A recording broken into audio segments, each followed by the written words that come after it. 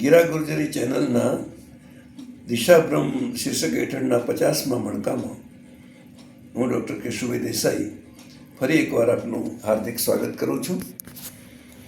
હમણાં જ આપણા બહુ જ લોકપ્રિય અને જેમની એક બહુ જ મોટી ફિલ્મી ઇમેજ હી મેન તરીકેની હતી એવા ધર્મેન્દ્ર ગુજરી ગયા. ધર્મેન્દ્ર પોતે એક પ્રકારની જાણે કે દંતકથા એવું એક વ્યક્તિત્વ જાટ સમાજમાંથી આવતા હતા. એટલે એક જાટમાં જે પ્રકારના ગુણો હોય અવગુણો હોય તે બધાનો સમન્વય ધર્મેન્દ્રમાં હતો. ધર્મેન્દ્ર મૂળ ખેડૂત અને એ પણ પાછા એક એવા માર્શલ રેસના માણસ કે જ્યારે એ ફિલ્મી જગતમાં આવ્યા ત્યારે મીના કુમારી જેવી તે વખતની ટોપમોસ્ટ એક્ટ્રેસ એમનાથી એટલી બધી પ્રભાવિત થઈ કે એના દિગ્દર્શકોને અને પ્રોડ્યુસરોને નિર્માતાઓને એ હંમેશા આગ્રહ રાખતી કે હીરો તરીકે તો તમે ધર્મેન્દ્રને જ રાખજો.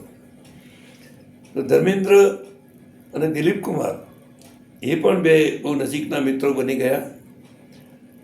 અને આમ જુઓ તો જે બોલિવૂડના જે બિલકુલ શિખરસ્થ એવા જે મોટા અભિનેતાઓ એમાં ભલે એમનું નામ સામેલ ના થયું હોય પરંતુ એ એક વિશિષ્ટ અને લોકપ્રિય એવા અભિનેતા તરીકે વર્ષો સુધી એમણે બોલિવૂડ ઉપર રાજ કર્યું છે એમ કહેવામાં જરાય અતિશયોક્તિ નથી.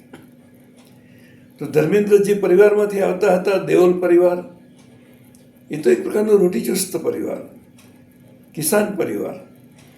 એટલે ધર્મેન્દ્રને લગ્ન તો એમના પહેલાં થઈ જ ગયેલા હતા અને એનાથી એમને 4 બાળકો પણ હતા, જે પૈકીના 2 તો પાછળથી બહુ મોટા ફિલ્મી એક્ટરો તરીકે જાણીતા થયા, સની દેઓલ અને બોબી દેઓલ. પરંતુ એમ છતાં જ્યારે ધર્મેન્દ્ર હેમા માલિનીના સંપર્કમાં આવે છે, એ વખતની ડ્રીમ ગર્લ, ને હેમા માલિનીને જુએ છે ત્યારે એના આકર્ષણથી એ એટલા બધા અંજાઈ જાય છે કે એ નક્કીનો પ્રકાર એને હસ્તગત કરવા પ્રયત્ન કરે છે.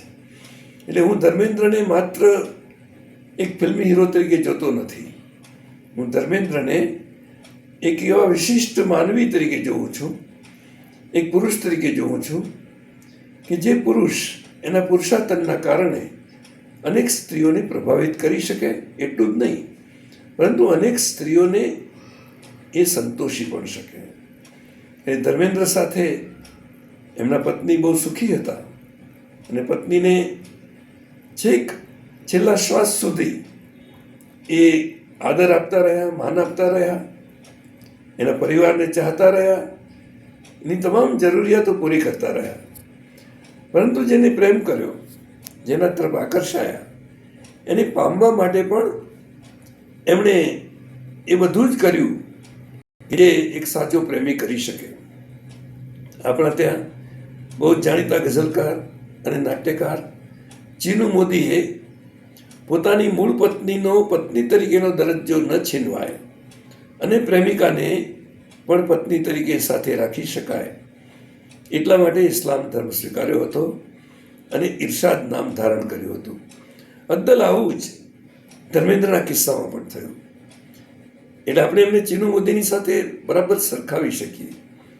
ચીનુ મોદીની કમનસીબી એ હતી કે જે પ્રેમિકા માટે એમણે આટલું બધું ધર્મ પરિવર્તન કરવા સુધીની તૈયારી બતાવી, એ પ્રેમિકા છેવટે એમને છેહ દઈને નીકળી ગઈ અને એમની સાથે રહેવા સંમત ન થઈ. પરંતુ હેમા માલિની એણે તો ધર્મેન્દ્રને પોતાનું સર્વસ્વ માની લીધા. ધર્મેન્દ્રના અવસાન વખતે પણ તમે જુઓ કે આવા એક રૂઢિચુસ્ત પરિવારની અંદર કે જ્યાં એક બાજુ એના 4 બાળકો છે, એમની માતા છે, અને બાળકો તો દેખીતી રીતે પોતાની માતાને જ ચાહવાના, એની તરફેણ જ કરવાના, પરંતુ પિતા તરીકે ધર્મેન્દ્રને પણ એ એટલો જ પ્રેમ આપતા હતા અને ધર્મેન્દ્રનો એટલો જ આદર રાખતા હતા અને ધર્મેન્દ્ર એમની એટલી જ કાળજી પણ રાખતા હતા. ધર્મેન્દ્રના કારણે જ સની દેઓલ અને બોબી દેઓલ એ ફિલ્મી હીરો બની શક્યા છે. તો એક તરફ ધર્મેન્દ્રએ અનુપમાથી માંડીને સત્યકામ સુધીની અને છેલ્લે શોલે સુધીની અનેક ફિલ્મોમાં બહુ જ સફળ એવી ભૂમિકા ભજવી. એક હીરો તરીકે સ્થાપિત થયા, અનેક ફિલ્મોમાં આવ્યા અને છેલ્લે હજી તો એમના અવસાન સુધી જે રજૂ નથી થઈ એવી 21 નામની ફિલ્મની અંદર પણ એ પોતે એમને રોલ કર્યો છે. પરંતુ ધર્મેન્દ્રને હું એક અદના પુરુષ તરીકે જોઉં છું કે જે સ્ત્રીને એમને ચાહી, હેમા માલિનીને, એને પ્રાપ્ત કરવા માટે એમને કેટલો બધો પ્રયત્ન કર્યો છે. હેમા માલિનીના માતા પિતા સંમત નહોતા કે ભાઈ 4 બાળકોનો પિતા છે, એની સાથે તું પત્ની તરીકે જોડાય, એ એમને નહીં ગમે. એટલે બિલકુલ ધર્મેન્દ્રને એ લોકો નફરતથી જોતા હતા, હેમા માલિનીનો પરિવાર.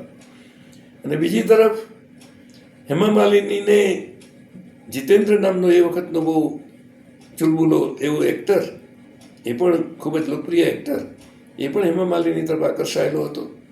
એટલે હેમા માલિનીને પ્રાપ્ત કરવા માટે એ પણ વલખા મારતો હતો.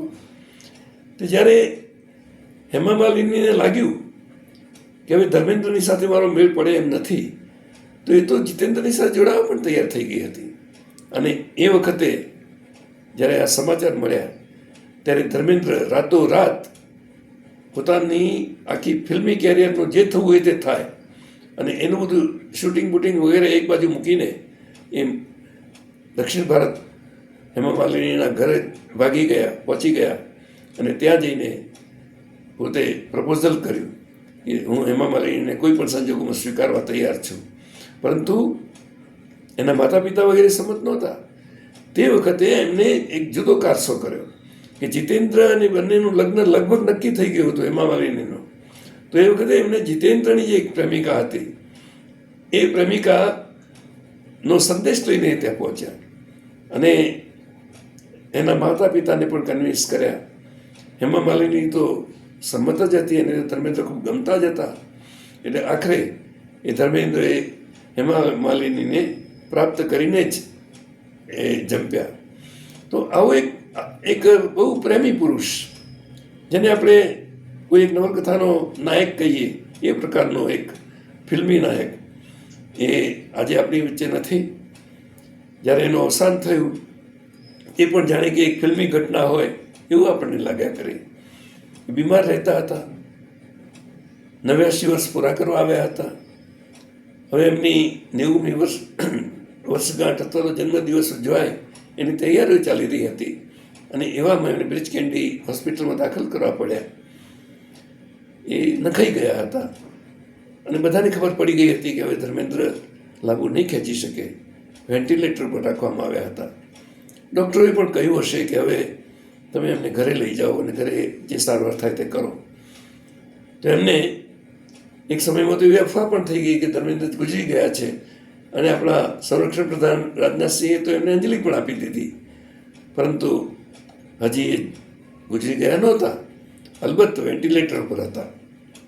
એમને ત્યાંથી રજા આપવામાં આવી, ઘરે લઈ જવામાં આવ્યા અને ઘરમાં જ આખું હોસ્પિટલનું વાતાવરણ ઊભું કરી દેવામાં આવ્યું.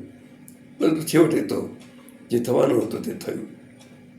ધર્મેન્દ્ર અને અમિતાભ બચ્ચન પાડોશીઓ હતા. અમિતાભ બચ્ચને કહ્યું કે હું જરા જોરથી બૂમ પાડું તો પણ ધર્મેન્દ્રજી સાંભળે, એટલા નજીક એ રહેતા હતા એમના પત્ની પ્રકાશ કૌરની સાથે. અને બીજી બાજુ હેમા માલિનીનું ઘર પણ નજીકમાં જ હતું. નજીક બંનેના ઘર હતા. પરંતુ કમનસીબી કેવી, અહીં શોકીઓના ખાર જેવી વાત આપણે જે કહીએ છીએ આપણી સંસ્કૃતિમાં, કે એક સ્ત્રી એના પુરુષને બીજી કોઈ સ્ત્રી ચાહે છે એ સ્વીકારી શકતી નથી. એટલું જ નહીં, એના બાળકો પણ એને એ રીતે સ્વીકારી શકતા નથી પોતાની અપરમાને. આવો એક કિસ્સો આખો આપણને ધર્મેન્દ્રના પરિવારમાં જોવા મળ્યો. એટલે ધર્મેન્દ્રને હેમા માલિનીથી જે 2 દીકરીઓ થઈ, એમને પોતાની બહેનો તરીકે સ્વીકારી ના સ્વીકારી એમ નહીં, પરંતુ છેવટે એક અંતર તો રહ્યું જ. એટલે જ્યારે એમને અંજલિ આપવાની વાત થઈ, જ્યારે એમને સ્નેહભીની અંજલિ, સંગીતમય અંજલિ આપવાની વાત થઈ, તો તે વખતે એ કાર્યક્રમમાં તાજ હોટલમાં હેમા માલિની હાજર ના રહી. હેમા માલિની એક સમયની ડ્રીમ ગર્લ, એને પ્રભાવિત કરનાર અને એને પોતાની પત્ની તરીકે રહેવા માટે સંમત કરનાર એવા એક નાયકની આપણને ખોટ પડી છે. હેમા માલિનીને તો વ્યક્તિગત ખોટ પડી છે, ધર્મેન્દ્રના પરિવારને પણ ખોટ પડી છે, પરંતુ આપણે ઈચ્છીએ કે ફરી એકવાર એ પરિવાર એક થાય અને એક સાંસ્કૃતિક એકતાનું એક ઉદાહરણ આપણી સમક્ષ રજૂ કરે.